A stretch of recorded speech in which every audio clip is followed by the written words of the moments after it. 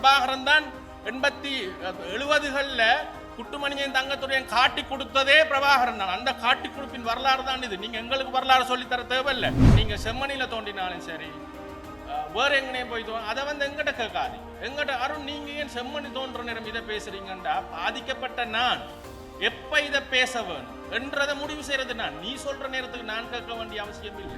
நீங்க எங்களுக்கு சைனட்டை தந்துட்டு வெள்ளக்கொடியோட என்னத்துக்கு நீங்க போய் சரணடைஞ்ச? நீங்க உங்களுடைய தலைவர்கள் சரணடையலாம். வெள்ளக்கொடியோட போய் நடேசனும் புலித்தேவன் நாங்க சைனட் அடிச்சு சாகவன். நான் விடுதலை புலிகள் இருந்து நான் என்னையும் பலாத்காரமாக கொண்டு போனது. இன்னைக்கு நீ பென்ஸ்கார்ல வந்திருக்கிற, நான் பிச்சு எடுக்கிறேன் என்னட்ட நீ இதை கேட்க வேண்டியது என்னட்ட இல்லை, உன்னுடைய தலைவன்கிட்ட. நீ போய் கேட்க வேண்டியது என்னட்ட இல்லை, உன்னை இந்த பலாத்காரமா கொண்டு போனான இருக்கிறானே அவன்கிட்ட போய் நாங்கள் எங்களுடைய உழைப்பினூடாக நாங்க வந்தோம். இப்ப பிரேமதாசாட்ட நீங்க காசு வேண்டேன், பிரபாகரன் பிரேமதாசாட்ட காசு வேண்டேன், பிரேமதாசாட்ட ஆயுதம் வேண்டேன், இந்திய ராணுவத்திட்ட வேண்டேன், என்ன மஹிந்த ராஜபக்சட்ட வேண்டேன். கடந்த 27ஆம் தேதி வெள்ளிக்கிழமை நாம் இருவரும் துணுக்காய் பிரதேசத்தில் இயங்கியதாக நம்பப்படுகின்ற புலிகளின் வதைமுகாம் ஒன்றை பார்வையிடுவதற்கு சென்றிருந்தோம். அது சம்பந்தமாக சமூக வலைத்தளங்களில் சில வீடியோக்களும் வெளிவந்திருக்கின்றன. நாம் வெளியிட்ட வீடியோவும் இருக்கின்றது. அங்கு இருக்கின்ற பிரதேச மக்கள் எம்மை சூழ்ந்து கொண்டு எம்மை விரட்டி அடித்ததாக கூறப்படுகின்ற ஒரு சில வீடியோக்களும் சமூக வலைத்தளங்களில் உலாவிக் கொண்டு இருக்கின்றது. அப்பார்ட் ஃப்ரம் தட் அது அங்கே நடந்த சம்பவம் என்னன்றது நாங்கள் பேசுவதற்கு முன்னுக்கு இந்த துணுக்காய் வதமுகாம் தொடர்பாக நாங்கள் அங்கே செல்ல வேண்டிய காரணம் ஏன் ஏற்பட்டது என்றால், இது முழுக்க எங்களுடைய ஒரு தனிப்பட்ட விடயம். அதாவது எனது மனைவி இவருடைய பேர் தங்கத்துறை தயானி, எனது மாமாவின் மகள் மச்சால், என்னுடைய மாமா என்னுடைய அம்மாவின் சகோதரன், அதாவது என்னுடைய மனைவியின் தந்தை 1990ஆம் ஆண்டு 20ஆம் தேதி பிப்ரவரி மாதம் அவர்கள் அந்த வீட்டில் வைத்து விடுதலை புலிகளால் கடத்தி செல்லப்பட்டார். அப்போ அந்த கடத்தி செல்லப்பட்டதுக்கான காரணம், அவர் ஒரு மத்திய கிழக்கு நாட்டில் வேலை செய்து இங்கு வந்து ஒரு சிறிய மினி பஸ் ஒன்று, ரோசா பஸ் ஒன்றை வைத்திருந்தார். அந்த பஸ்ஸை கேட்டு கொடுக்காத காரணத்தால் தான் இவியல் நடு இரவில் வந்து 90ஆம் ஆண்டு இவருடைய தந்தையார் எனது மாமாவை கடத்தி கொண்டு போகிறாங்க. அப்போ எங்கே கொண்டு போகிறாங்க? சலீம் முகாமுக்கு வர சொல்லி கந்தரோடையில் இருக்கிற முகாமுக்கு கொண்டு போகிறோம், அங்கே வாங்கன்னு தான் இவர்கள் சொல்லப்படுகிறது. அதே நேரம் எனது இன்னும் 2 மாமாக்கள் அந்த எமது கிராமத்திலிருந்து கொண்டு போகப்படுகிறார்கள். ஒரு ஆள் EPRLFக்கு வேலை செய்ததாக குற்றஞ்சாட்டப்படுகின்றார். ஏனைய இருவரும், ஒன்று இந்த பஸ் கொடுக்காத மாமா, மற்றவர் என்ன காரணம் என்றே தெரியாது. இந்த 3 பேரும் அந்த இரவு எங்களுடைய குடும்பத்தில் இருந்த 3 பேர் மட்டுமல்ல, எமது கிராமத்தில் கிட்டத்தட்ட 14 பேர் விடுதலை புலிகளால் கடத்தப்பட்டு கொண்டு போகப்படுகின்றார்கள். அடுத்த நாள் இவர்கள் அந்த முகாமுக்கு போய் விசாரிக்கும் பொழுது இவர்களுடைய தந்தையை கண்டிருக்கின்றார்கள். இவருக்கு அந்த நேரம் 6 வயசு. தந்தையை கண்டிருக்கின்றார். இவருடைய அம்மாவுடன் சென்று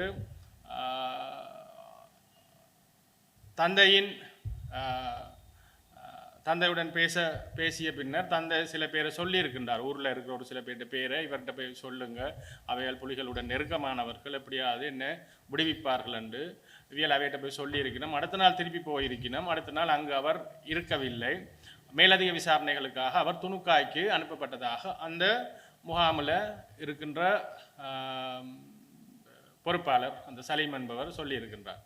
அதுக்கு பிறகு இவையல் மனித உரிமைகள் ஆணைக்குழு, ICRC போன்ற சர்வதேச நிறுவனங்கள் எல்லாத்துக்கும் அறிவித்திருக்கின்றார்கள். GS லெட்டர் இருக்குது, 90ஆம் ஆண்டு GS கொடுத்த லெட்டர் இருக்குது.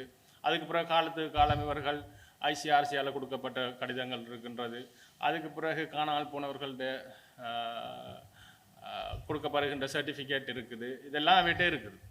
அப்போ இவ்வாறு இருக்கும் காலகட்டத்தில் அந்த துணுக்காய் முகாமில், அந்த சித்திரவதை கூடத்தில் இவருடைய தந்தையுடன் இருந்த ஒருவர், தப்பி வந்த ஒருவர் பின்னர் நாங்கள் சந்திக்கின்றோம். அவர் சொல்லுகின்றார், எங்கள்கிட்ட இப்படி நானும் அந்த முகாமில் இருந்தேன், உங்களுடைய தந்தையும் அங்கே தான் வைக்கப்பட்டிருந்தார், அண்டு எங்களுக்கு அந்த முகாம் குறித்த தகவல்கள் தரப்படுது, லொக்கேஷன் சரியாக. பிறகு இன்னும் ஒரு ஆள் எங்களுக்கு வெளிநாட்டில் இருந்து அவர் ஒரு புத்தகமே எழுதியிருக்கின்றார், அந்த முகாமில் இருந்து தப்பி வந்தவர். அந்த புத்தகம் எழுதியவர் எங்களுடன் தொடர்பு கொண்டு இந்த இடத்தை தருகின்றார். இதன் நிமித்தம் நாங்கள்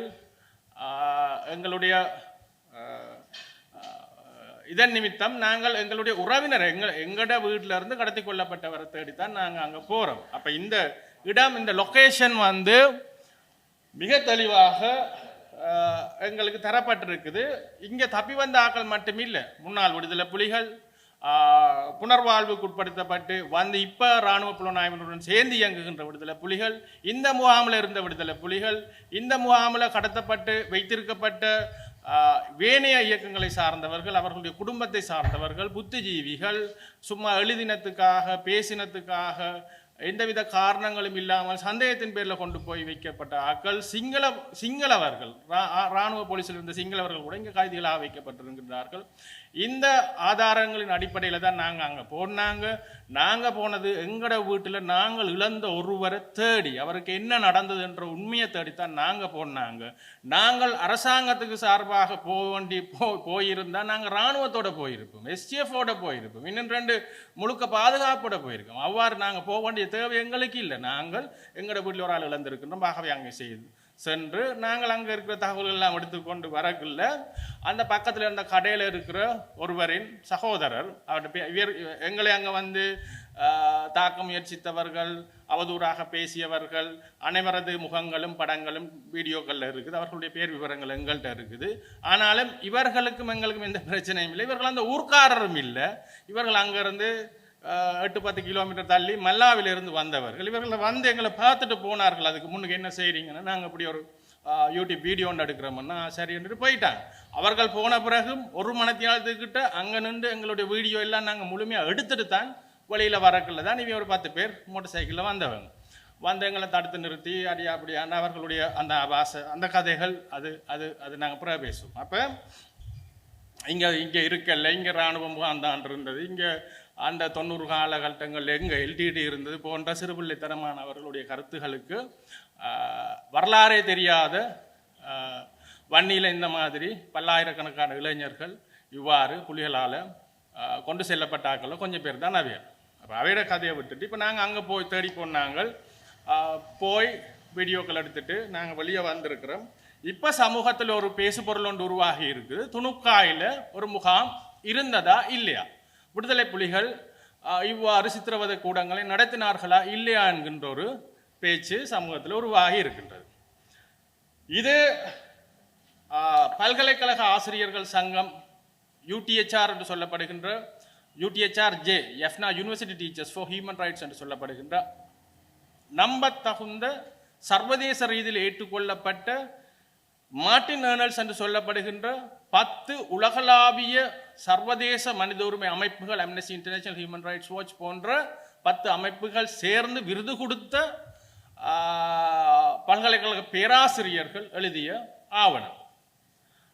professor Rajan Thiranagama, professor Rajan Hoole, professor Gopalasingam Sritharan, professor Daya Somasundaram ஆகிய பேராசிரியர்களும் அவர்களுக்காக நட்லாவிய ரீதியில் 300க்கும் மேற்பட்ட அகடமிக்ஸ் என்று சொல்லப்படுகின்ற இன்டெலெக்சுவல்ஸ், புத்திஜீவிகளும் இணைந்து வேலை செய்த மிக நம்பத்தகுந்த ஆவணம் இது.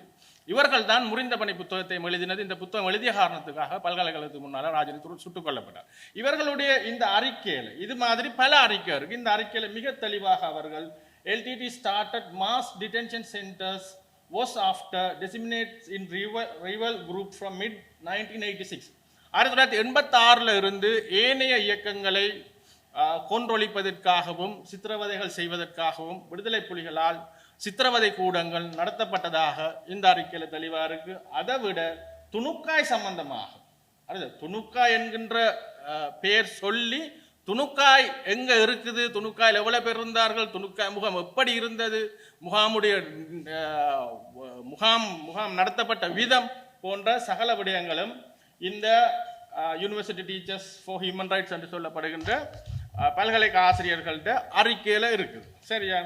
இந்த LTT பிரிசனர்ஸ், விடுதலை புலிகளால் வச்சிருக்கப்பட்ட சிறை கைதிகள், During much of 1990, the taking of prisoners was blatant. Ordinary members of the public were aware of it and much information was readily available. During the IPK presence in late 1989, the LTT manned checkpoints on routes to northeast along with Sri Lankan forces. அதாவது பிரேமதாசாவோடு இவர்கள் மிக இணக்கமாக இருந்த காலகட்டத்தில் தான் இந்த முகாம்கள் நடத்தப்பட்டிருக்குது. Before the war on June 90, Tamil detainees by LTT in Colombo were taken to the north. கொழும்புல இருந்து கூட தங்களுக்கு எதிரானவர்களை பிரேமதாசாவின் முழுமையான ஆசீர்வாதத்துடன் துணுக்காய்க்கு கொண்டு செல்லப்பட்டிருக்கின்றார்கள். North, chained to their seats in particular night passenger coaches. These went through checkpoints of the Sri Lankan forces. The prisoners were collected Parandan by the LTT pickup in the early hours of the morning and other passengers proceed to Jaffna. This was the time that people became aware of the LTT prison complex at Tunukkai. Right, கொழும்புல இருந்து கொண்டப்பட்டவர்கள் பரந்தன்ல இறக்கப்பட்டு பரந்தன்ல இருந்து துணுக்காய்க்கு கொண்டு செல்லப்பட்டிருக்கின்றார்கள்.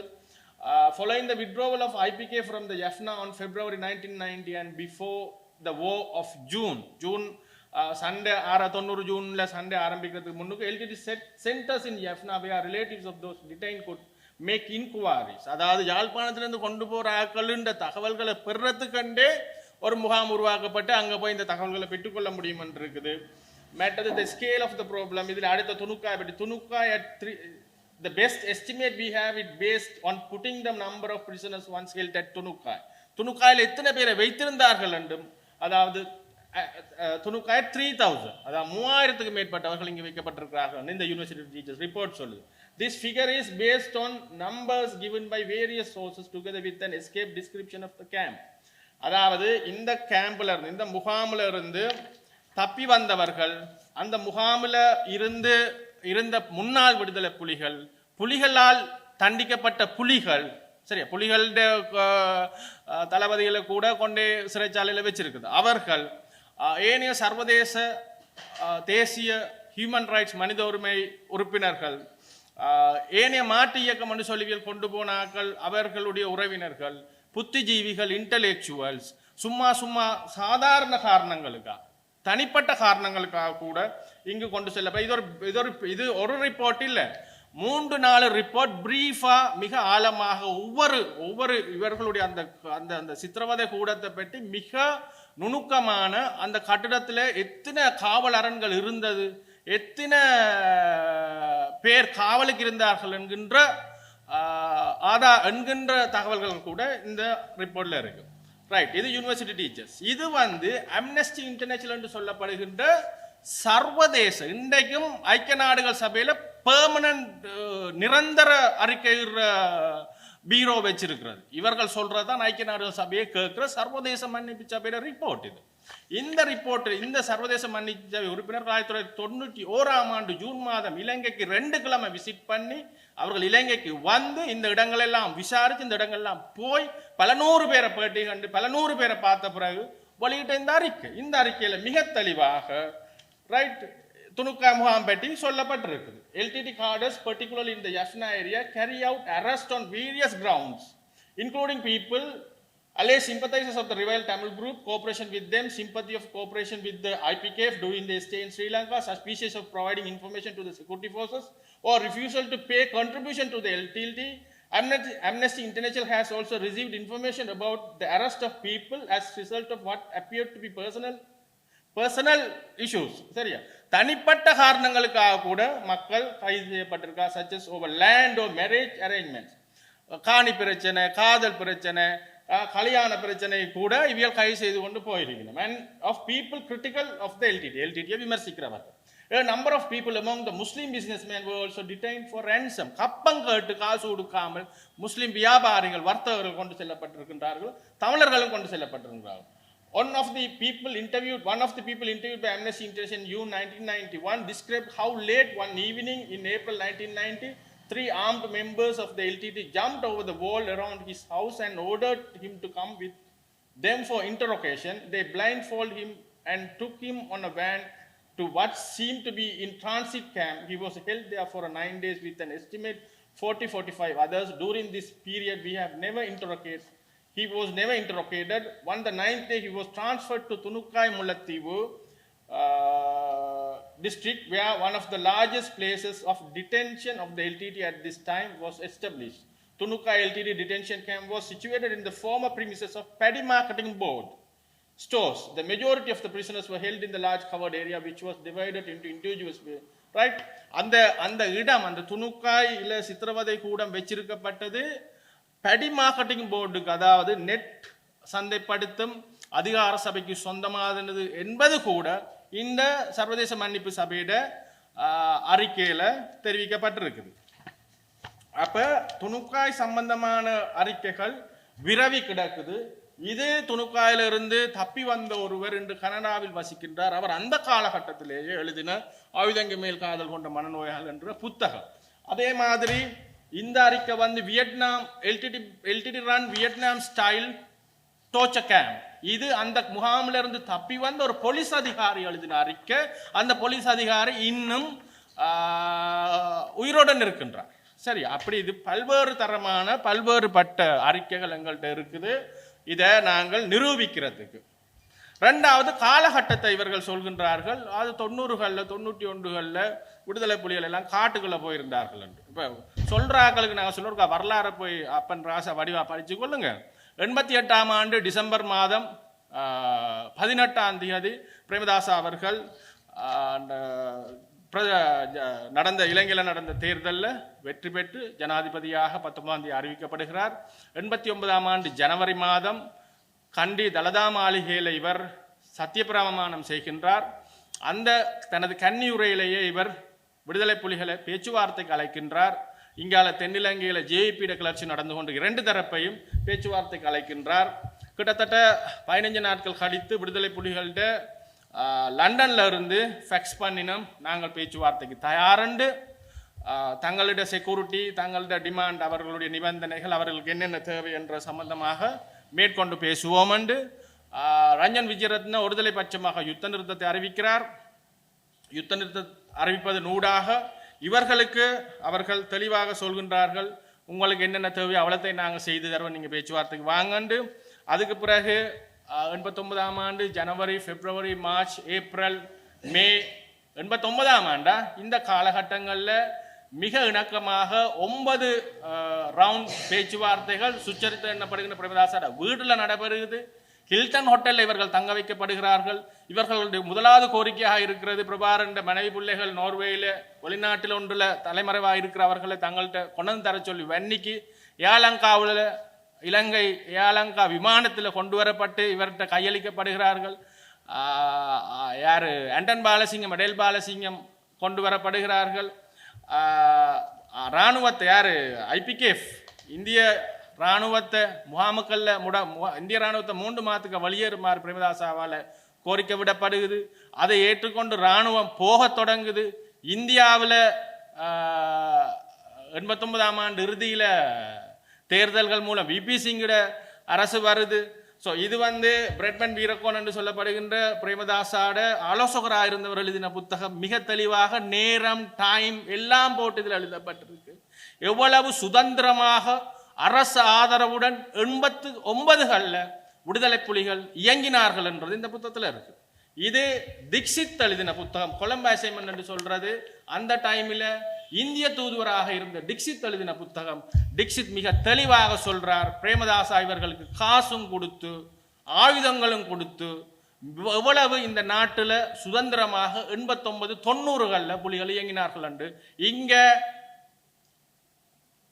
தங்களுடைய அலுவலகங்களை மிக பகிரங்கமாக விடுதலை புலிகள் இயங்கி கொண்டிருந்தார்கள் அந்த டைமில்.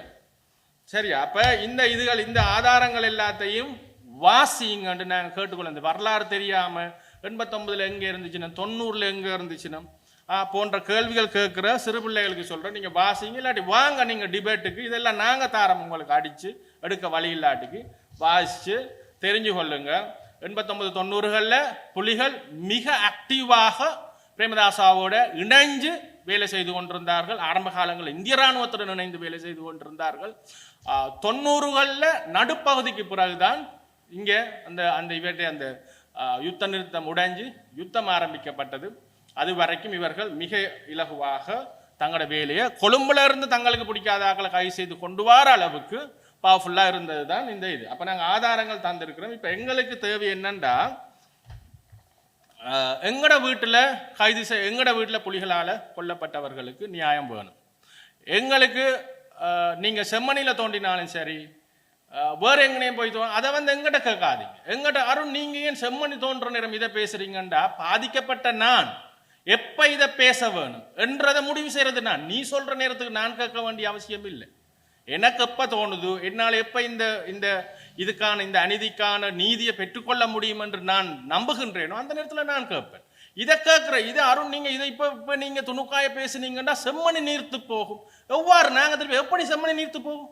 என் ஜட்ஜ் சொல்ல போறாரு, அருண் துணுக்காய தோண்ட சொல்றாரு, அப்போ நாங்கள் இதை மூடி வச்சுட்டு அதை போய் தோண்டணும்னு சொல்ல போறேன். என்ன முட்டாள்தனமான கேள்வி சொல்லுங்க பாப்போம். பிறகு அதில் ஒரு இளைஞன் என்னட்ட வயிற்ற தூக்கி காட்டி கேட்கிறார், நான் விடுதலை புலிகளில் இருந்து நான் என்னையும் பலாத்காரமாக தான் கொண்டு போனது, இன்றைக்கு நீ பென்ஸ் காரில் வந்திருக்கிற, நான் பிச்சு எடுக்கிறேன். என்னட்ட நீ இதை கேட்க வேண்டியது என்னட்ட இல்லை, உன்னுடைய தலைவன்கிட்ட நீ போய் கேட்க வேண்டியது என்னட்ட இல்லை, உன்னை இந்த பலாத்காரமாக கொண்டு போனான இருக்கிறானே அவன்கிட்ட போய் கேள்.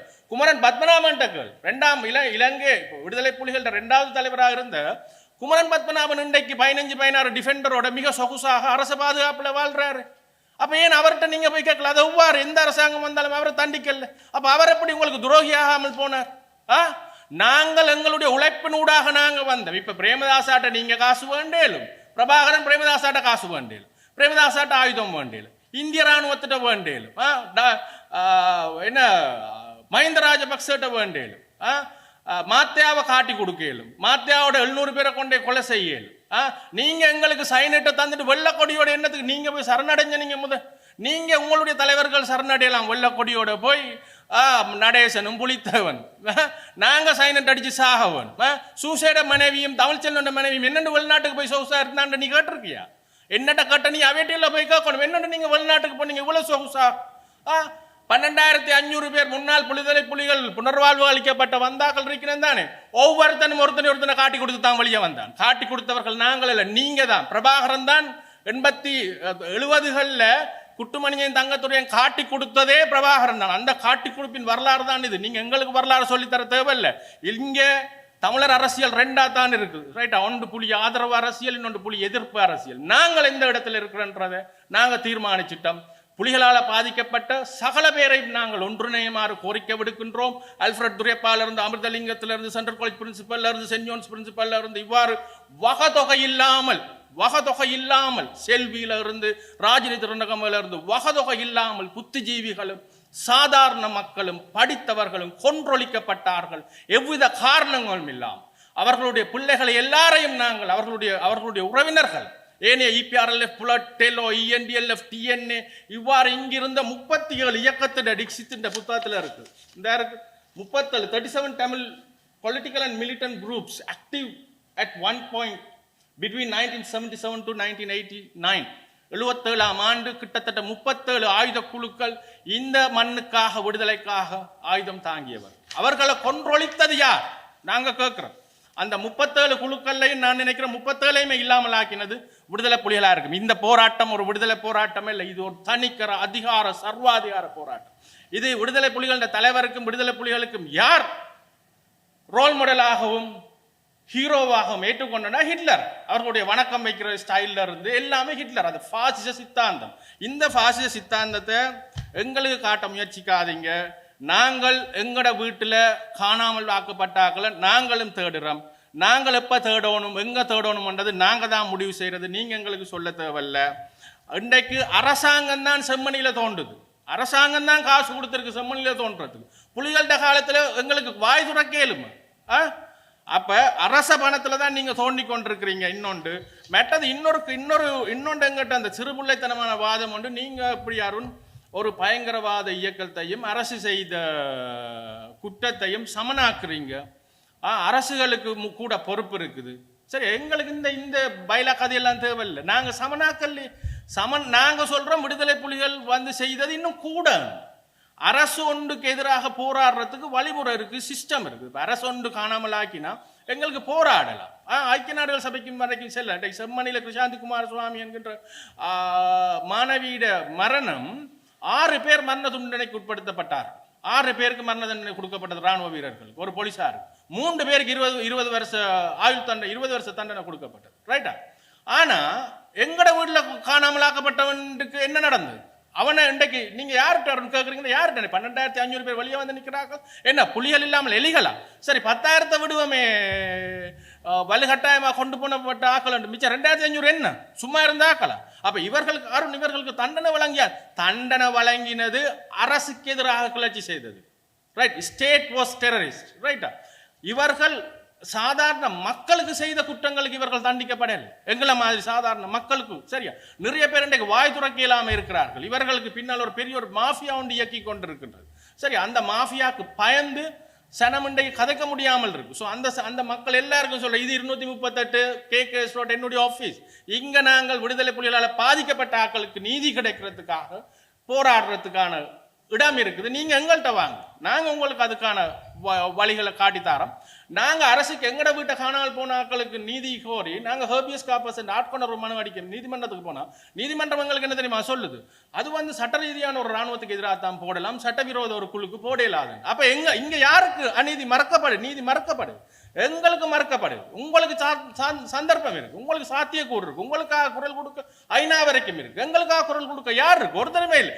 இதுல மிக அவலமான விஷயம் என்னண்டா, எங்கட வீட்டில் ஆளை பறி கொடுத்துட்டு எந்த காரணங்களும் இல்ல சரி அநீதியாக எங்கட வீட்டில் ஆளை கொலை செஞ்சுட்டு எங்களுக்கு அதை சொல்லி அழக்கூட இயலாமல் இருக்கு. இந்த சமூகத்தில் என்னுடைய வீட்டில் விடுதலை புலிகளால் தான் கொண்டு போய் சாப்பிடணும்னா சொல்லக்கூட இயலாமல் இருக்குது. இருக்கிற எல்லா பக்கங்களாலையும் எதுவுமே வரலாறு தெரியாத சிறு பிள்ளைகள் மாதிரியான நேற்று முந்தினால் பிறந்தாக்கள் வெளிக்கிட்டு வரையினம் எங்களுக்கு எதிராக கதை சொல்றதுக்கும் சமூக வலைத்தங்களை அவதூறு செய்யறது. அப்ப இந்த ஒரு சைக்கோலஜிக்கல் இந்த சைக்கோலஜிக்கல் ரீதியான இந்த உள ரீதியான இந்த தாக்குதல் இன்றைக்கு முந்தி மாதிரி இவேட்ட ஆயுதம் இருந்திருந்தா எங்களை கொலை செய்திருப்பாங்க. ஆகவே எங்கிட்ட கேட்காதீங்க, நீங்க போய் கேட்க வேண்டியதெல்லாம் உங்களுடைய ஆக்கள்கிட்ட. இது என்னோட வீட்டை இருந்ததா இல்லையான்றதெல்லாம் நீங்க உங்களுடைய ஆக்கள்கிட்ட கேளுங்க. நாங்கள் எங்களோட வீட்டில் கடத்தப்பட்டவர்களுக்கான நீதியை கேட்கிறோம். துணுக்காய் சித்திரவதை முகாம் இருந்தது என்பதற்கான கிரெடிபிள் எவிடன்ஸ், நம்பத்தகுந்த ஆதாரங்கள் நாங்கள் சேர்த்திருக்கின்றோம். உலகளாவிய ரீதியில் அந்த ஆதாரங்கள் இருக்குது. சர்வதேச மனித உரிமை அமைப்புகளின் ஆதாரங்கள் இருக்குது. இவைகள் தப்பி வந்தவர்களின் வாக்குமூலங்கள் ஆதாரங்கள் இருக்கின்றது. இவற்றின் அடிப்படையில் துணுக்காய் தொடர்பான விசாரணைகள் ஆரம்பிக்கப்பட வேண்டும். துணுக்காயில் விடுதலை புலிகள் நடத்தியதாக சொல்லப்படுகின்ற அறுதியாக நம்பத்தகுந்த ஆதாரங்கள் இருக்கின்ற சித்திரவதை முகாம் குறித்து தமிழர்கள், முக்கியமாக தமிழர்கள் 3000க்கும் மேற்பட்டவர்கள் சித்திரவதை செய்யப்பட்டு கொல்லப்பட்டிருப்பதாக பல அறிக்கைகள் இருக்கின்றது. அங்கிருந்து தப்பி வந்த கைதிகள் கூறியிருக்கின்றார்கள். முன்னாள் விடுதலை புலிகளின் தளபதிகள், அங்கு வேலை செய்தவர்கள், அங்கு பொறுப்பாக இருந்தவர்களின் வாக்குமூலங்கள் இருக்கின்றது. இவற்றின் அடிப்படையில் இது துணுக்காய் குறித்த விசாரணை ஆரம்பிக்கப்பட வேண்டும். இங்க வைத்திருந்தவர்கள் கொலை செய்யப்பட்டு இங்கு புதைத்ததாக நாம் எங்கும் கூறவில்லை. அப்படி அல்ல. விடுதலை புலிகள் தாங்கள் வைத்திருக்கின்ற இடத்துல கொண்டு புதைப்பதில்லை. இங்கிருப்பவர்களை சிவபுரம் என்கின்ற வாணிக்குளத்துக்கிட்ட ஒரு இடத்துல கொண்டு போய் காட்டுப்பகுதியிலே எரிக்கப்பட்டு முழுமையாக ஆதாரம் இல்லாமல் அழிக்கப்பட்டிருக்கின்றார். எரிக்கப்பட்டு அவர்களுடைய சாம்பல் கூட அங்க கரைக்கப்பட்டிருப்பதாகத்தான் அங்க நிறைய பேர் கொடுக்கப்பட்ட சாட்சியங்கள் வாக்குமூலங்கள் இருக்கின்றது. ஆக இந்த அடிப்படையில், ஆனால் இது ஒரு 16 ஏக்கர் உள்ள ஒரு இடம். இது பெடி மார்க்கெட்டிங் போர்டுக்கு சொந்தமான ஒரு இடம் என்றதும் அம்னஸ்டி சர்வதேச மன்னிப்பு சபையின் அறிக்கையில் அப்ப இருந்து இது நெற்களஞ்சிய நெல் சந்தைப்படுத்தும் அதிகார சபைக்கு சொந்தமானது என்றதெல்லாம் இருக்குது அந்த அறிக்கையில். ஆகவே இந்த 16 ஏக்கர் காணிக்குள்ள விடுதலை புலிகளோட சித்திரவதை கூடம், ட்ரைனிங் சென்டர், வாகனங்கள் திருத்துறது என்று பல்வேறு பிரிவுகள் அதுக்குள்ள இருந்திருக்கு, இயங்கியிருக்கு. அந்த காலத்துல வாழ்ந்த மக்கள் அங்க எங்கள்கிட்ட அந்த சாட்சியங்கள் இருக்குது. நாங்கள் அதை வெளியில விட விரும்பல. என்னன்னா அந்த மக்கள் பாதிக்கப்படுவார்கள். இப்ப எங்களையே வந்து இந்த மாதிரி சண்டித்தனம் காட்டங்கள்ல அங்க இருந்து எங்களுக்கு இப்ப தந்த மக்கள்கிட்ட இதை நாங்கள் அந்த வீடியோவில் வெளியே விட்ட எவ்வளவு அந்த மக்களுக்கு நாளைக்கு பாதிக்க ஏற்படும். ஆனா நாங்கள் அது அத்தாரிட்டிஸுக்கு சம்பந்தப்பட்ட இடங்களுக்கு கொடுக்க தயாராக இருக்கின்றோம். ஆகவே துணுக்காய் குறித்து நியாயமான பக்கசார்பற்ற விசாரணை ஆரம்பிக்கப்பட வேண்டும் என்பதை நாங்கள் அரசாங்கத்துக்கு கோரிக்கை விடுக்கிறோம். துணுக்காய் மட்டுமில்லை, கச்சாய், கோப்பாய், வள்ளிபுணம், வட்டுவாகால், விஸ்வமடு போன்ற ஆல்ஃபா 2, ஆல்ஃபா 4, ஆல்ஃபா 5 என்று பல பெயர்களில் விடுதலை புலிகளால் சித்திரவதை கூடங்கள் நடத்தப்பட்டிருக்குது. இப்போ நாங்கள் இதை கையில் எடுத்த வடிவா அதிலிருந்து தப்பி வந்த ஆக்கள், அதை நடத்தின ஆக்கள், அதிலிருந்து விடுதலை புலிகளில் இருந்த முன்னாள் தளபதிகள் புற இப்போ இராணுவத்தோடு சேர்ந்து இயங்குகிற ஆக்கள் என்று பல பேர் எங்களுக்கு வாக்குமூலங்கள் அளித்திருக்கின்றார்கள். ஆகவே இது ஒரு தொடக்க புள்ளியாக வைத்து அனைத்து அட்டூழியங்களும், இந்த மண்ணில் நிகழ்த்தப்பட்ட அனைத்து அட்டூழியங்களும் விசாரிக்கப்பட வேண்டும். முக்கியமாக இன்றைக்கு வரைக்கும் நீதி கிடைக்காமல் இருக்கின்ற விடுதலை புலிகளால் பாதிக்கப்பட்ட மக்களுக்கு நீதி கொடுக்க வேணும். அந்த மக்கள் ஒரு ஆள் தான் நாங்கள் அந்த தரப்பைத்தான் பிரதிநிதித்துவப்படுத்துகிறோம். மிக தெளிவாக சொல்றோம், நாங்கள் விடுதலை புலிகளுக்கு எதிரான அரசியல்ல இருக்கிறார்கள். எங்களுக்கு நியாயம் கிடைக்க வேணும். நீங்க என்னத்தை கத்து, நீ தமிழனா, நீ சிங்களவனா, நீ அவனா இவனா, இதெல்லாம் எங்களுக்கு கதையே இல்லை. ரைட்? என்னுடைய உயிர் தான் எனக்கு முக்கியம், என்னுடைய வீட்டுக்காரன் உயிர் தான் எனக்கு முக்கியம். நீங்க இந்த கேள்வியெல்லாம் போய் விக்னேஸ்வரன் டைம், சுமந்திரன் டைம், உங்களோட ஆக்கள்கிட்ட, கஜேந்திரகுமார் பொன்னம்பலத்திட்ட, உங்களோட ஆக்கள்கிட்ட கேட்டு